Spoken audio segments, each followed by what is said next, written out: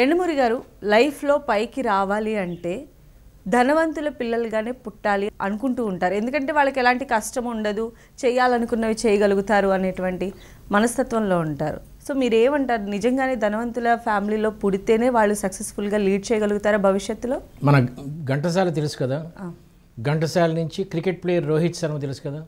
రోహిత్ శర్మ చాలా poor family నుంచి వచ్చాడు. ఘంటసాల గారు అయితే భిక్షాటనం. అబ్దుల్ కలాం, ధీరుభాయ్ అంబానీ వీళ్ళందరూ పూర్ ఫ్యామిలీస్ నుంచి వచ్చిన వాళ్ళేనండి. పూర్ ఫ్యామిలీస్ నుంచి వస్తే జీవితంలో పైకి రాకపోతే, నిజంగా పూర్ ఫ్యామిలీ నుంచి వచ్చిన వాళ్ళు ఎక్కువ మంది జీవితంలో పైకి వచ్చారండి. ఎందుకంటే కష్టం విలువ తెలుస్తుంది కాబట్టి. కష్టం అని కాదు, తల్లిదండ్రులు పడే కష్టం విలువ తెలిసి మేము ఇంత కాకుండా మా పిల్లలకి కొంత ఇవ్వాలని, మేము ఇంకా మా తల్లిదండ్రులని బాగా పెంచాలని, ఇంకా బాగా చూసుకోవాలని ఇలాంటి తపన, ఆ తపన వల్ల వీళ్ళు ఎక్కువ బాగా పనిచేస్తారండి. పోతే ఇంకో పాయింట్ చెప్పారు, బాల్యంలో భవిష్యత్తు గురించి తెలిసిపోతుంది. ఇది మంచి పాయింట్ అండి. చాలా ఎక్సెప్ట్ 10% బాల్యంలో బాగా విత్తనం బాగుండి కూడా 10% పాడవచ్చు తర్వాత. అలా కాకుండా 90% బాల్యంలోనే తెలిసిపోతుంది. బాల్యంలోనే భవిష్యత్తు గురించి ఆలోచించిన ప్రతి కుర్రవాడు జీవితంలో బాగుపడ్డాడు. అదే ధీరుభాయ్ అంబానీ అని చెప్పాను. గురూజీ, మీరు చెప్పేది రిలయన్స్ ధీరుభాయ్ అంబానీ?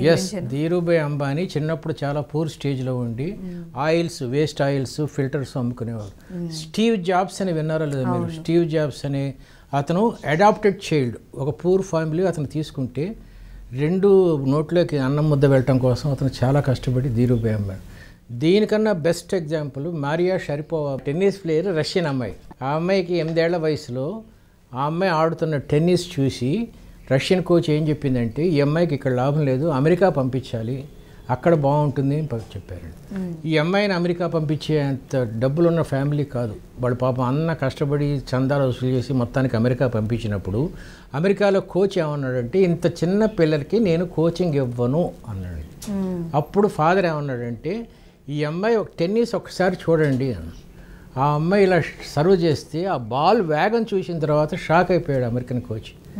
అయిపోయి నేను ట్రైనింగ్ ఇస్తానని చెప్పినప్పుడు ఆ అమ్మాయి జీవితం ఏం పూల పాన్పులా జరగలేదండి. డబ్బులు లేవు, చిన్న డార్మెట్లో బ్రెడ్ ముక్కలు తింటూ టెన్నిస్ ప్రాక్టీస్ చేసి 14 ఏళ్ల వయసులో ఫస్ట్ టైం టెన్నిస్ మ్యాచ్ ఆడి దాన్ని గెలిచినప్పుడు ఆ అమ్మాయికి వచ్చిన డబ్బు ఎంతో తెలుసా అండి? 14 ఏళ్ల వయసులో 13 కోట్ల రూపాయలండి.